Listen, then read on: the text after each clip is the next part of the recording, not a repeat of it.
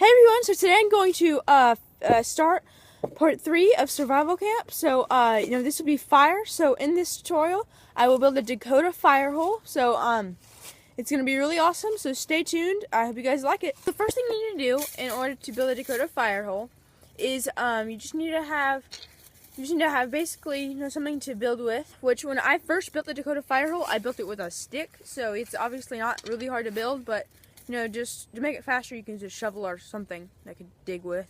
So just take a shovel, and that's really all you need to dig this. And so let's get right into it. All right, guys. So the main hole is completed. So it's about 12 inches deep, and so this is basically finished. It's about 6 inches on the very bottom. It's probably about 6 inches in diameter, but you want to start about 1 foot because eventually it gets narrower and narrower inside. So just go with that. So now what we're going to do, we're going to build the second hole, and the second hole is going to be used for building like the air, so the air can get into the main fire, which will be built in this area. So what will happen is we'll build probably the smaller hole like right here, so like right there. So then we'll build that smaller hole, and we'll connect it to this like through via a tunnel that we'll put like right there in that area. So once we have that built, we'll be ready to go. So here I have finished the smaller hole, and so if you haven't already, once you've built the smaller hole and you have your bigger hole, if you haven't already, you can just connect underneath. And so if you've already done that, it should look somewhat like this, just so that like you can get air through that side. So that's the entrance to like the smaller hole. To the bigger hole, it looks like this. If you were to look at it, that. So that's just the air hole. So what will happen is, how this works is, you'll build your fire, down in this larger hole right here. You'll build your fire and have it going good. Then you can place like a grate or anything that you can just kind of cook over this, and then you can practically cover this entire hole, with something. And this smaller hole will provide the oxygen the fire needs.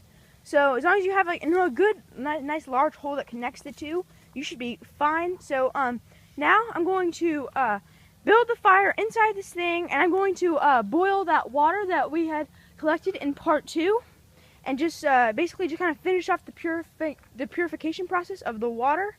So I'll just get into that, and I'll show you what it looks like.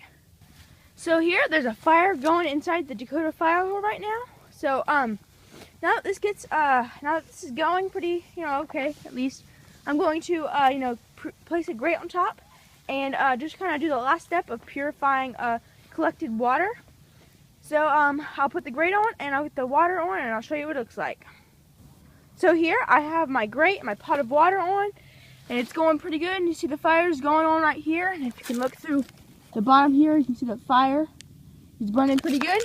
So this method is really awesome, especially if you're in a wooden setting where you don't want to worry, burning the forest down. It's awesome because it just keeps, because it's in the ground, you don't have to worry about like leaves nearby catching on fire. So it's like extremely safe for this sort of deal. So it's going pretty nice.